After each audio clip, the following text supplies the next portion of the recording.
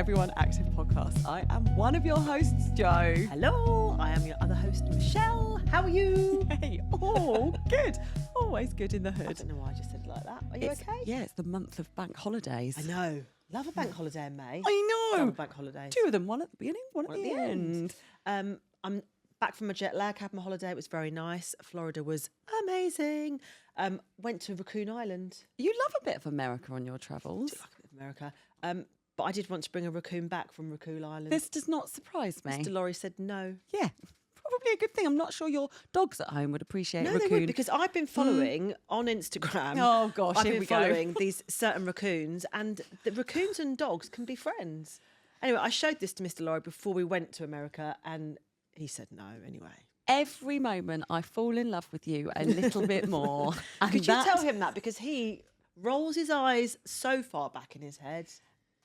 Mr. Laurie, she's a special treasure. He would say that as well. But not in a good way. He just sounds Mish. a pain in his neck. Mish, we've got guests. Have I got to behave? We're Okay. All there to my left. It is that time of the month. We are talking Everyone Active U Plus Pillars. And our lovely May month is Brain Month. So we are welcoming back Oli and Steph. Hello. Thank you again Welcome back for to joining Mayhem. us. Every time I start this podcast, I wonder if I'm on the right podcast. Raccoon Island. Look, have you heard of it? No, genuinely not. Okay. Not on my radar. I'll show you the Of course it's pictures made after up. this. No, I swear it's not, because I've been there. Next to Chinchilla Island. Okay. Now Don't that start I with with paradise. Listeners, viewers, back me up. Raccoon Island is a place. Okay, I'm going to show you. They're all looking at me. I'm going to show you after the podcast. Okay, let's move on. It's kind Thank of like you. now fetching, or fitting, I should say, rather than fetching. About brain. Yes, that we are talking Posh. about brain. Okay. So we are joined again. Thank you. We're going to talk about brain health. Yep. We're going to talk about brain function. We're going to talk about Exercising your brain. Yes. Ooh. yes. Vital. So, Steph, can you just recap? So, if anybody's not on an Everyone Active U Plus membership, brain falls under one of our 6 pillars. And pillars, we talk about our wellness journey and making our members more well. Why have we included brain?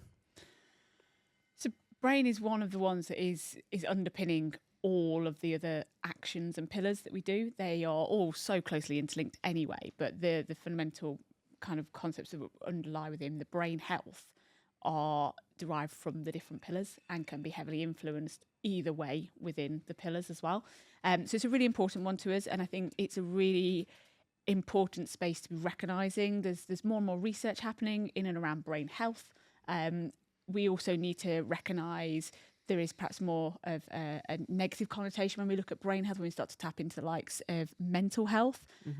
We're not heavily focused on that, but what we're looking at is all the things that influence those potential outcomes within what we're doing in our day-to-day lives, and how we navigate different activities and actions and things that we can be doing to help sort of stimulate the brain and challenge the brain differently. And that may become through physical activities, it can be through emotional connections, it can be through, things like brain quizzes and challenges and sort of like real basic things. It could be learning new skills, new hobbies. And I think it fits into so many spaces. And for a lot of people, it's actually going to the gym and learning how to exercise is a new thing. Going to a group exercise class and learning to dance and learning choreography and how powerful that is. And we look at older generations and how that is really crucial for them to keep moving well, but remembering sequences and routines, and how much that empowers the brain in terms of function and day-to-day life. So we look at it in that aspect, but also then flip it back to our younger generation in terms of what they can gain from sort of challenging their brain in different pathways to sort of empower them to thrive and grow as well with what we're looking through with our wellness products. And Oli, I guess from our physiology point of view, and also when we're talking about making people more well, the stronger our brain, the better our resilience in the world, the greater our chance of longevity in wellness and mobility. Is that where we're going? I think it's, you are your brain, Joe, and it's, we often refer to it as the forgotten organ, because I went for a very advanced health check at the end of last year, and probably 80 parameters looking at my cardiovascular health, lots looking at organ health, cancers, etc. Nothing for my brain, yet I am my brain, you're your brain, Yeah, you're your yeah, brain. yeah. So I think the health of the organ matters enormously, and the brain is also threatened by much of what we do in modern living. It's an extension of our cardiovascular system, so it's quite tied into our cardiovascular fitness. Has a huge role on brain health, and nutrition has a huge role on it. As Steph says, it sort of underpins a lot of the other areas, but we are increasingly understanding there are certain things that the brain wants and doesn't want. And we also understand there's a growing link between our mood stability and our psychological well-being and behaviours we take also.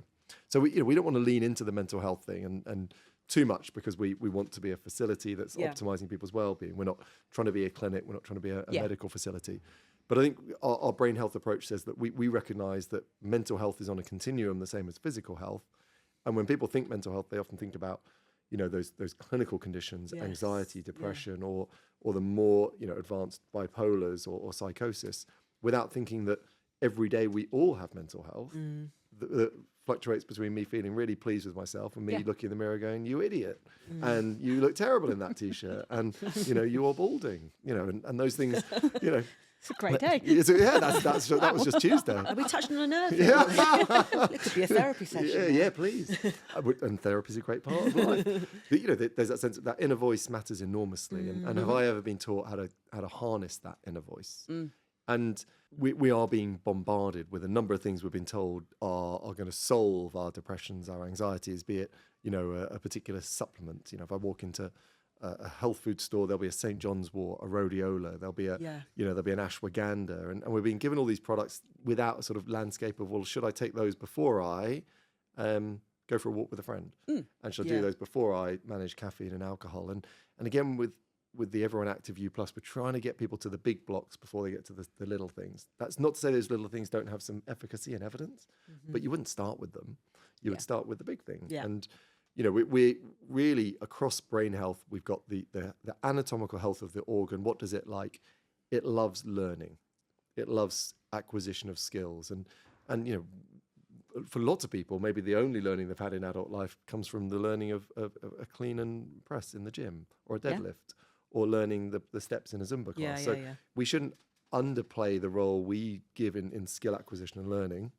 But can we also sign people towards things where they'll pick up a new skill, an art class, for example, or doing Duolingo and picking up a second language. Yep. So we want to look at the health of the organ and what we call neurogenesis, which is the building of new neural pathways. And then we want to dive into some of the actions and habits that we know are associated with improved mental health, rather than trying to catch people with deteriorating mental health. Right. And that's quite a big difference. Yeah. So did you hear about the mental health first aid? Have you heard of that before? Yes, mental health first aiders. Yeah. A lot of our centres actually now have to have mental health I first think aiders. it's become almost mandatory. And it's quite an interesting thing where you say, like, and I love it, and so I'm going to train people to catch people becoming mentally less well, or, spot early signs of depression or withdrawal or anxiety. But I'll tell you what's better than mental health first aiders: mental health preventers. Yeah, go the other way. I haven't put a cardiology unit in my centre to catch people having a heart attack. Haven't put a cancer operating theatre. I don't know why I'm trying to catch the disease versus create an infrastructure to stop the disease. So we've looked closely at what we feel were things we can do, because there's so many things that would potentially boost mental health. Within the Everyone Active U Plus, we said, well, we haven't got mental health practitioners at every turn. We haven't got scientists. We've got energetic, enthused workforce. We've got incredible facilities. So what would be safe space where we could nudge people towards little things that we think will improve their psychological well-being? Yeah. And an example, is gratitude. Another example would be, self-care, which coming here is an act of self-care. Everyone who comes here to one of our centres. So what I love talking an about act. brain is every time you talk about learning or gratitude, everybody's smiling. I don't know if you all know you're doing it, but just by default, so we're releasing that positivity into body just by even thinking about learning or gratituding. Yeah. But that's just a simple thing that we're probably a bit clouded from even doing day to day. Yeah. So anybody that's watching, everybody's smiling, which is actually really lovely to see. Grinners. I think a lot of that sits though. Like, we talk about a lot of these things, and the mental health first aid, and we're going to do this, and we're going to put this in. They've become, we just operate in such a reactive world. Like, what's our next problem? Oh, how do we stick a plaster on it? And that's brilliant. It's helping. But I think sometimes it's pressing pause and going, what's actually the problem? Yeah. What's underpinning this? What has significantly changed that we have now got whole societies faced by some of these challenges? And you can point the finger at lots of different spaces, and it isn't one solo thing. But I do think that is we are a world that is very reactive, because that is the drive of social media. Everything is an instant. Do I like it? Don't I like it? Push it here, push it there, bubble. And I now will do something and I get a reaction straight away. Whereas 5-6 years ago, I wouldn't know whether or not it was good or bad, or whether it was worth my effort and energy. Absolutely. And I think that's the kind of thing. It's just taken all of those things out to react, and so therefore has removed so many other behaviours that we put into how we function and cope with and kind of train and support that system to be more effective. Yeah, that's a really interesting subject, like coping with and training. So we've spoken about like giving back to ourselves and just recognizing gratitude wise. But what would we do for training? And we'll talk about training in the gym, but how are we training our brain? Good question. And that's the joy of it. There's so many different ways to train the brain. So whether it is sitting and crosswording or doing puzzles or learning a new skill, taking up new hobbies. And it's been quite interesting because I talk to a lot of the fitness team in terms of training we do, and we talk about hobbies and, what activities do you do? And interesting, a lot of them like, I go to the gym, that's my hobby. I was like, but you work in the gym and you do it for that purpose. Like where is your escapism? Where do you take your brain that's just somewhere that's you? It's self-indulgent, whatever that might be, but they're the moments that are as powerful as, the creative side of your job that might kind of entail, or the conversations that you have with different people and how you engage socially. And I think that's a really powerful thing in terms of hobbies, and that might come through forms of exercise or team play. And I think it's really interesting when, you train with somebody and that power that gives you, or when you go to a group class and you're training with people and your mind is so far removed from what's happening, you're in it. And I used to love going and playing football because no matter how busy my day at work is, I rock up and I play with that team of girls and I'm in it. I can't think about that, otherwise I'm going to get a ball to the face, or someone's going to wipe me out, and it's not going to happen. But it's finding those things that you can just fully immerse yourself in. But we are very much in a society where we'll sit and watch telly and enjoy watching telly, but we're also on our phone, and then and we're not just in something. We are in lots of things, and it's very disjointed. And it's about giving the brain the capacity to fully engage with something. And I think that's what's going to be quite powerful in terms of how we kind of reattach that in terms of maybe through exercise means, but it could be coming to a centre and having those classes, or different experiences, or doing stuff socially with friends, and or challenging yourself to do something different. Have you set yourself a new challenge? Because training the brain doesn't come within terms of an activity of I've sat and I've read a book or I've learned something. It could be a mental challenge where I've decided, I'm going to run a marathon this year, or I am going to, I don't know, take on the 3 peaks, whatever weird or wonderful thing you come up with. But it's a challenge that is enough of a determination, because a lot of the time when we do exercise and we do challenges, we set ourselves challenges that we know we can achieve. And if you know you can achieve it, is it that much of a reward at the end of it? And it's that scare factor of failing. And we're in such a world where you don't fail because you can't be seen to doing that, because you're not thriving, you're not growing if you're failing. But actually we learn from our failures. We learn from those challenges. Hard challenges. You look at a lot of people that are, in elite sport, they win gold medals, and actually the next day they don't feel that great about it. Yeah. Because it isn't the winning of the medal, it's the journey, it's the dopamine high the whole way through that journey that has empowered them. That's been the reward cycle, not often the very end point of it. That's it done, brilliant. It was every moment that I dragged myself out of bed to go and do it, or I put in that extra session, or I pushed a little harder, or I didn't have a takeaway. I thought about the food I was going to eat because I knew I needed to recover, or I chose not to do X, Y, and Z. Those choices you made is what empowers that reward at the end of it. And that ultimately is a big part of how the brain functions and is challenged. So it can come in many different forms. So Oli, are we meant to be pushing our brain? We're meant to be signing up for difficult things. What's the physiology linked to that? I think there's 2 different aspects. Skill acquisition will create new neural pathways, so we can physically connect new parts of the brain, which it looks very likely to be something in elder years might protect us from Alzheimer's, dementia, and what would be called neurocognitive decline. So acquiring new learnings, new movement patterns, new challenge. That's very much a growth piece.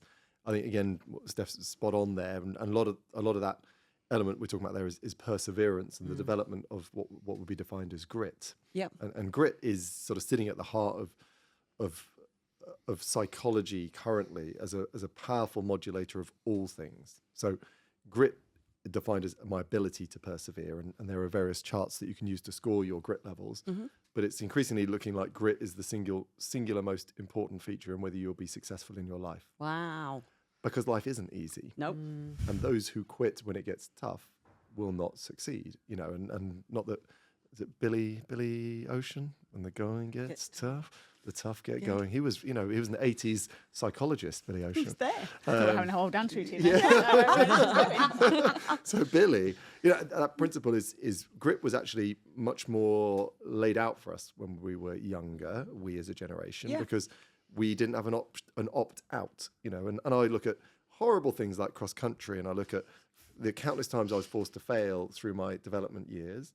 And that has been slightly removed from this current generation, Gen Alpha, and to a certain extent, Gen Zs before them, have potentially had an environment, certainly in this country, where grit has been removed in replace of self-esteem. And there's growing bodies of work on that, but says, if you tell every child they're amazing without a reference point that they've proven that to be so, you're setting them up potentially for failure. If you get them to endure hard things, that muscle seems to decrease every stress reaction you have for the rest of your life, because there's that truth to it. If I can do that, I can do anything. Yeah. And what's interesting about, again, Everyone Active is you look at it and go, well, it's a grit center. Someone came here who couldn't do something, now they can. What does that mean for how they've managed their relationships? This person who did a couch to 5K, does that mean they can do a 10K and a half marathon? It's not about, I talk often about, is a marathon good for you? It isn't physiologically good for you, but it's a grit exercise, because you cannot start off by running 26.2 miles. Yes. And therefore, at some point along that journey, you both are able to do it, but you believe that you can do it. And you will have to persevere to complete it. So I think when we look back at what we're encouraging our Everyone Active U+ members to do, is to engage in difficult tasks. We want them to engage in learning and development. We want them to engage in self-care. And we want these things done deliberately and strategically, because we think their brain will be the better for it. But more importantly, they will feel better as a result of it. Yeah. And do those things like we're doing all things Everyone Active deliberately, rather than just assuming that someone's going to sign up for this stuff. That 60, 70-year-old individual who's not learning any new skills, who isn't doing anything that tests them, who isn't prioritizing self-care, who's dropped out of their hobbies, they cannot expect to be as well as their age equivalent who is doing those things. So let's get that group going, and let this be multi-generational. That the human brain needs TLC at all stages. It's like building that resilience, Totally. isn't it? And when we're talking about brain, and when we're talking about brain health, it's starting now. It's Spot not on. waiting until we're potentially 70 or 80 going, actually, I want to keep going for 10 years. It's now. It's your moment right now to learn something different, to face hard things. So there's that classic saying, no change will happen in your comfort zone. Yep. And I think that's the personification of within brain and our brain pillar that we're talking about. It's that, it's very neuroplasticity. It becomes more relevant, like all things. People are more interested in cardiovascular disease in their 50s and 60s, because it could happen to them. But the changes that might get you in your 60s started in your teens, in your 20s. The brain, we've looked at creating content around wearing a helmet and closed head injuries and the risk of that, because we just need to put the health of this incredible organ on the table and make sure that people understand it. And as with all things, that isn't you're unwell if you don't do these things. But if you're not happy with the way you think, and you're not happy with your mood stability, and you're not happy with your clarity of thoughts, then why not, again, try adding in one or two of these areas. And we believe, based on the evidence, they will be impactful. Absolutely. I mean, we've had a couple of guests on previous podcasts. I can think two right off the top of my brain, and these aren't Paralympians or Olympians, although they could be.